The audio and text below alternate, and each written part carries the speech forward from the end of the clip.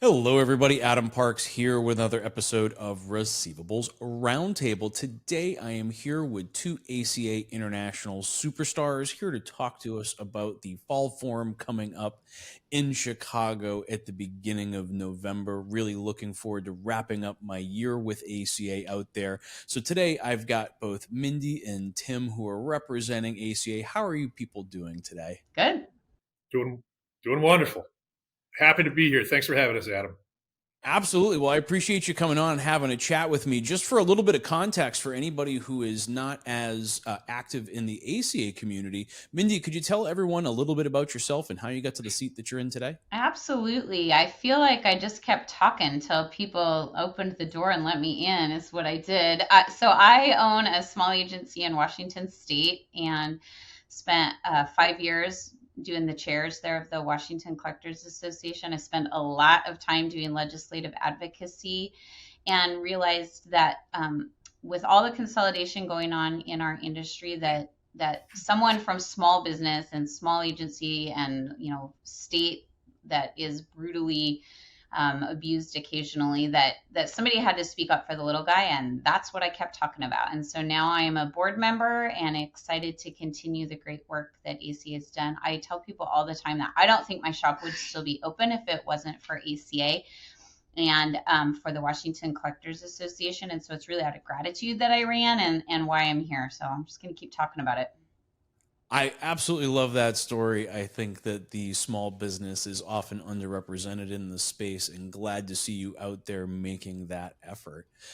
Tim, I know a lot of people are familiar with your other appearances on the podcast, but could you give everyone a brief story about yourself and how you get to the seat that you're in today? Yeah, perfectly fine. So we're a family business, so I didn't have a choice. I was born into this industry. So I'm actually a third generation member of our family business, founded by my grandfather in 1949. So we're celebrating 75 years here in Madison, Wisconsin. That is home. We're 100% healthcare, both first party, bad debt, some insurance work also. My involvement with ACA came at a very young age. And it was funny, my mom just asked me about this because she was out for the convention, seeing me take the president's role for ACA in 2024, 2025. But I think I was probably 6 or 7, maybe 8 years old.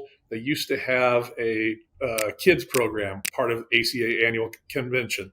And so many of the people that I know in the industry were from family businesses. They're still involved. So back when we were, 7, 8, 9, up to teenagers, I think it was shortly after our group kind of graduated from that they stopped doing it because we were too hard to handle through those. I remember being at a convention in Reno once, and yes, you had a bunch of 12, 13-year-old kids running through, throwing quarters in the slot machines. That was not a good thing. But so then get back to present day. I joined our family business 15 years ago. My family, and specifically my father, has always been extremely involved with ACA, and he taught me very early on that this is it's a large industry, but a small industry, and we're friends with everybody. There's plenty of business for everybody, so let's go out and let's help others with the success that we've had over the years, and more importantly, tell them about our failures so they don't fall in the same thing. So education has been something, and giving back to this industry is something that's always been a big part of State and the Haag family. And so joined the board a few years back and was kind of pushed into that by both friends, family. Very happy that I did so. And then now I had the opportunity to become president of ACA. And I think it's a critical time and a good time, but looking forward to it. So again, thanks for having us. Congratulations on the new role. It's very exciting to see you kind of take the reins there. I think on some level we all kind of get pushed into our board service, or recruited, I believe is the term. That's the proper term, but it's not recruited, as you know. It's voluntold. I like that one. Mindy. I like that. So now I'm very excited that we're coming up and we're going to wrap up our year in Chicago, right on the corner of Wacker in Michigan, in the heart of in the heart of it all, really. So talk to me a little bit about what we should expect at the Fall Forum Conference this year. I I love Chicago. So for what you expect from this city is amazing music, really good food, some phenomenal museums that are right down the road and you can go see. There's really good shopping. It's beautiful architecture. Chicago is a great place to come anyway. And then on top of that, you throw, I'll be honest, Fall Forum is one of my favorites. Like, because it's a little bit smaller and so it's all about relationships. And so if you are looking for a way to find somebody that will do exactly what Tim was talking about and have some mentorship or just to brainstorm ideas, Fall Forum's the place to do it because you really do have time together, and all of the sessions are about planning and improvement and innovation, and it's really kind of like a think tank all in the middle of Chicago. And with plenty of shared experiences, I always tell people if you want to build a relationship, create a shared experience. So right there on the corner of Michigan and Wacker, you've got the Wendell boat tours. Go do an architectural boat tour, go for a walk down Michigan Ave, do a little bit of shopping, tons of incredible restaurants, literally all around. But that is pretty much the center of the world in Chicago. Yeah. So there's no shortage of those shared experiences to be had. Now, I know we were also talking about kind of the Visionaries program that's happening leading up to the Fall Forum this year.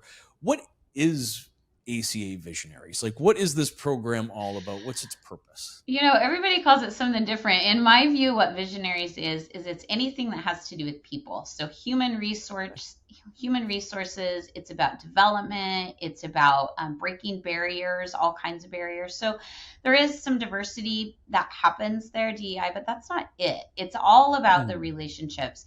So if you are interested in coming to Fall Forum and you have that extra day to come in early, it will make the entire convention more for you.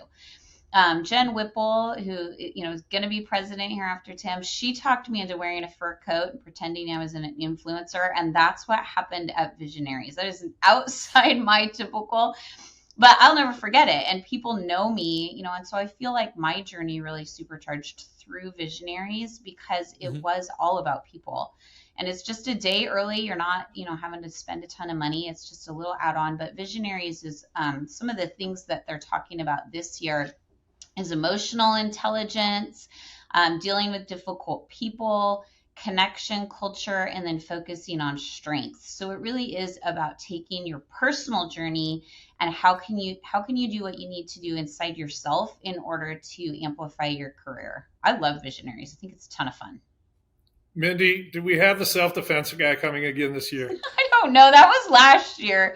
One year we learned how to make cocktails, and the next year we did self-defense. So I think there's some interesting synergy there. I'm not sure what they're doing this year. Look, but that's also all about that shared experience, right? You're finding an opportunity to share an experience together, whether it's mixing cocktails or flipping Tim upside down, right? Like any which way, like you're creating a shared experience, you're creating a shared story, and that's ultimately the foundation that real relationships are built on. Yeah. Well, and you know what else I love about Visionaries is it's so positive. It isn't this thing where you're going to go and hear a bunch of guilt trips about how you need to be more or do better. It's not that. It was really encouraging. And so I want people to know that Visionaries isn't, the kind of thing that you're signed up because you have to check a box. It's not that. It's empowering.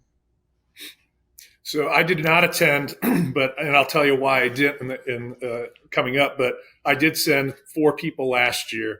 And I agree with what I heard from them coming out of that it was just so much energy. And it was not, it was not your typical conference. It's not your typical day.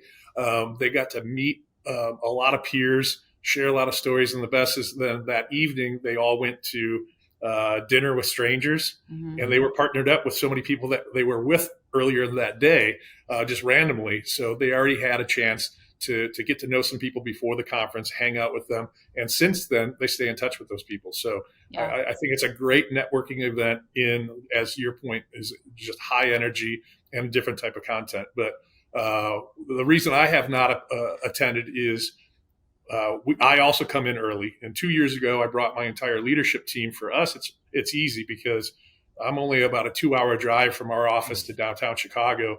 And so we don't have flights. We don't have all that. The cost is reasonable. And most of them are coming for the convention anyway. So we spent an entire day doing strategic planning there at the hotel, and ACA helped us get a separate conference room to do that.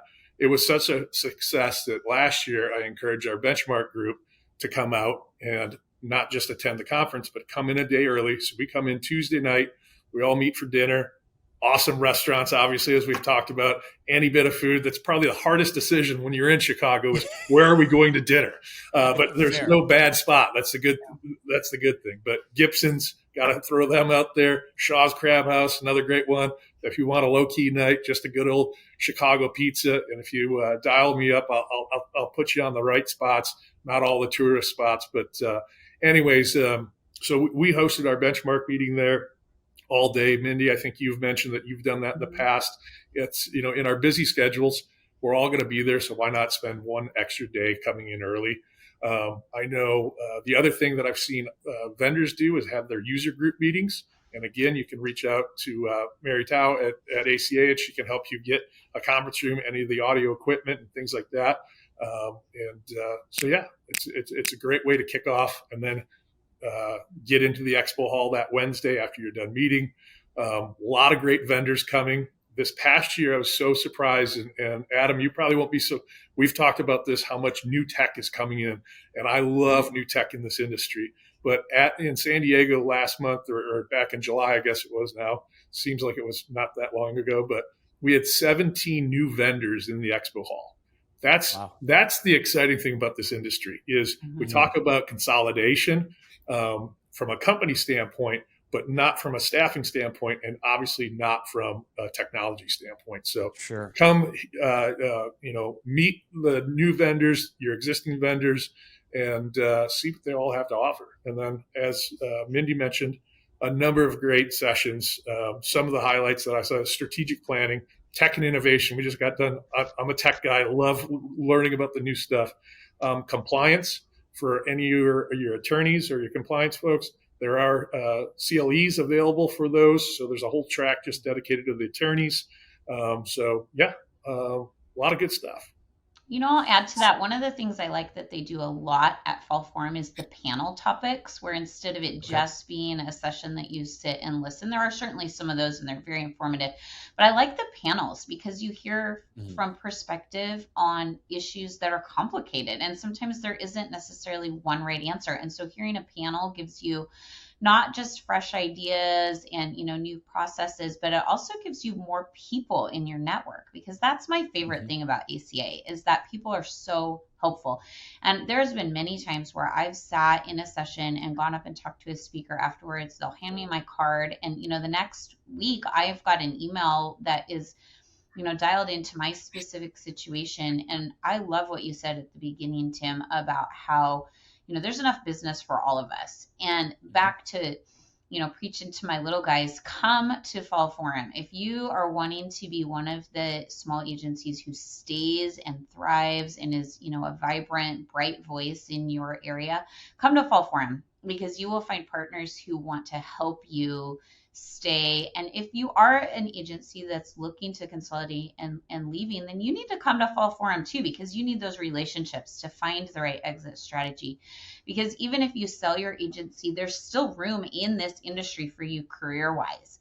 And like you said, we're not going to have a headcount shrinkage. There's enough business for all of us to build really great careers. And so it's going to be about who you know, and Fall Forum is a perfect place to build that resume, to make more relationships, and to figure out, okay, what does it look like for me to stay in this industry? And it looks like and the people that you need to know, and that looks like Fall Forum. So I'll add to that. One thing that I've done over the last few years is, as members of my staff want to attend, say, Fall Forum, and that's a good one for us, again, because it's 2 hours away in Chicago, but I asked them, okay, if you want to go, write down what your goals for that meeting are. Look at the agenda, pick the sessions you're going to go to, and what you hope to achieve there. But most importantly, every single session you go into, I want you to meet one new person. And I said, exchange business cards. We still have a ton of them around because we didn't use them for 3 or 4 years during. But then when they come back, I ask them within a week of when they come back to just real simple, either in an email. Sometimes I've had staff put as much as 20-page PowerPoints together to tell me what they achieved, and then more importantly, now you have this information. What are you going to do with it? Yes. So that way, it's not just dropped. And you should do that if you're coming by yourself, and or if you want to bring some other members of your staff with. Challenge yourselves and challenge that.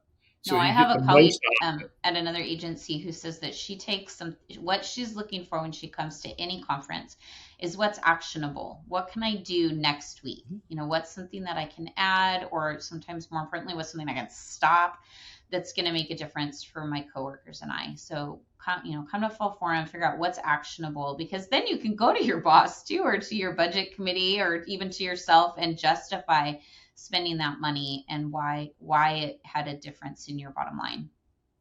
Any conference you attend, there should be a huge ROI if you take it seriously and if you follow through with it. So it's well worth it. I always tell people, plan in advance, right? Don't start planning for your conference the week before the conference, because the good meeting times, the meals, the things, right? Like, it's a lot harder to engage. Yeah. So for me, like, I'm already moving into planning. Like, September 1st is right around the corner for us.